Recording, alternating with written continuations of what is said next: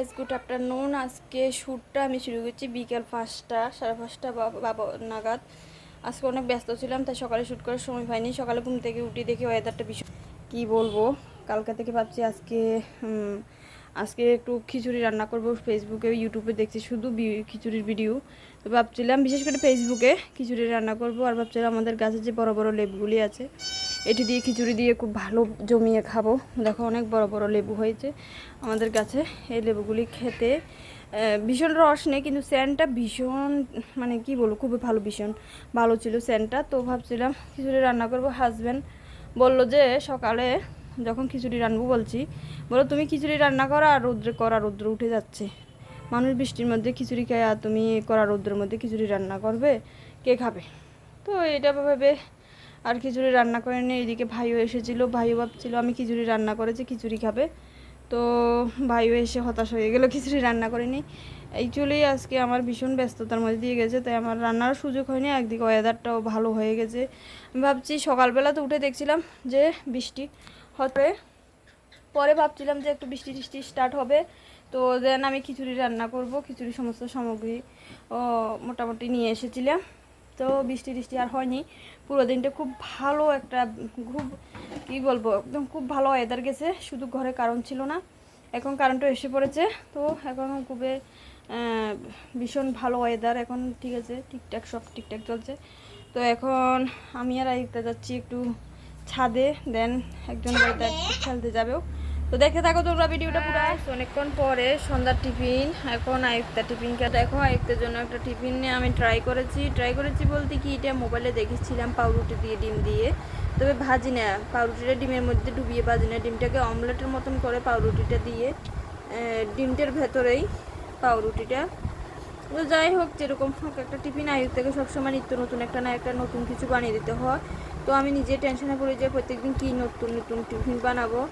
প্রত্যেকদিন হরলিক্স খেতে বললে খেতে চাই না, একটা নতুন টিফিন চাই। তো তোমরা আমাকে কমেন্টে বলবে যে বাচ্চাদের নিত্য নতুন কী টিফিন দেওয়া যায়, ইউনিক টিফিন। আমি তো মাঝে ম্যাগি, তারপরে এরকম পাউরুটি দিয়ে এটা, তারপরে চাউমিন, এসব কিছু। চাউমিনটা কমে বানাই, ম্যাগি চাউমিনটা কম খাওয়াই বাচ্চাকে। বিশেষ করে হরলিক্স বিশেষ রেফার করি আমি, হরলিক্স খাই। সব দিনে হরলিক্স খেতে যাই না, তখন ম্যাগি রান্না করে দিই। তো এছাড়া আমার মাথাতে এমন কিছু আছে না। গুলা রুটি একরকম আছে, যেটা রুটিকে জলের মধ্যে গুলে বানাই, ওটা বানিয়ে দিই মাঝে মাঝে। ওটাও অনেক সময় খেতে চায় না। তো তোমরা কে কী টিফিনে বানাও বাচ্চার জন্য নিত্য নতুন, আমাকে নিশ্চয়ই কমেন্টে বলবে, এবং কি ভালো হবে বাচ্চার জন্য সেটাও কমেন্টে বলবে। তো যাই হোক, এখানে ভাত রান্না চলছে। তো আজকে ভাবছি কি ডিনারে কি হবে। দুপুরের একটু তরকারি আছে, শ্বশুর তো রুটি খায়। হাজব্যান্ডের জন্য বলছে যে ভেন্ডির যে সর্ষে বাটা দিয়ে চচ্চড়ি হয়, এটা করবো। এখানে কিছু এটি বলে আঙ্গুল ফল ভিজিয়ে রেখেছি, নষ্ট হয়ে যাচ্ছিলো, তো এটি খেয়ে নেব। আর রান্নাবান্না শেষ করে আরেকটাকে পড়াতে বসবো। রান্না এমন কিছু করি না রাত্রে, বিশেষ করে ভাতটাই করি, কিছু করি না। ভাত তখন হয়ে যাবে, এক্ষুনি রান্না শেষ করে একটাকে পড়াতে বসবো। তো টিফিনের জন্য একটা চিন্তা ছিল, একটা টিফিন হয়ে গেছে। এখন আমরা চানাচুর মুড়ি খেয়ে চা খেয়ে নেব। তো দেখতে থাকো পুরো ভিডিওটা, যতটুকু পারি ততটুকু শ্যুট করব, দেখতে থাকো তোমরা। অনেকক্ষণ পরে তোমাদের সঙ্গে দেখা যাচ্ছে। এটা এখন বেজে গেছে 10টা। আমি সন্ধ্যার সময় চা টিফিন খেয়ে আয়ুক্তাকে পড়াতে বসেছি। আয়ুক্তা পড়তে অনেক লেটে শুরু করেছে, 8টা-9টার সময় শুরু করেছে, 8:30টার সময় শুরু করেছে।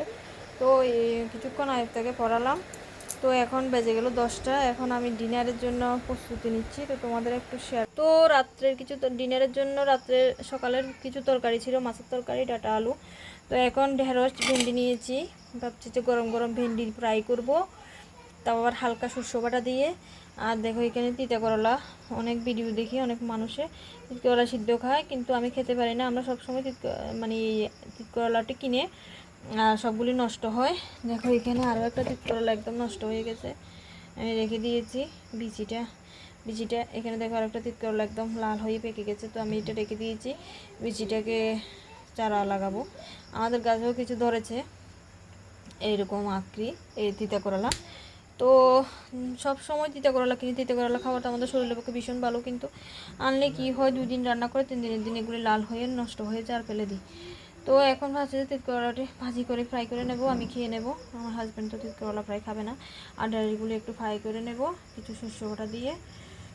তো দেখতে থাকো। আজ থেকে প্রত্যেক দিন আমি এত টাইম অবধি পড়াই না, আজকে শুরু করেছি 9টা সময়।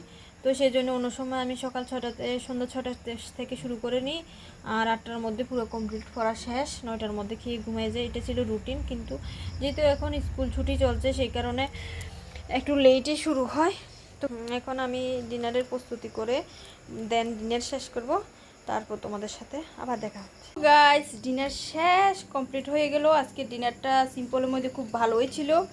তো পুরো ব্যাপারটা ইফতার বাবার মুখের থেকে শুনে নাও ইফতার বাবা কেমন লেগেছে। তাই দেখো, ইফতার বাবা পুরোই খেয়ে নিয়েছে, একদম পরিষ্কার করে নিয়েছে সব।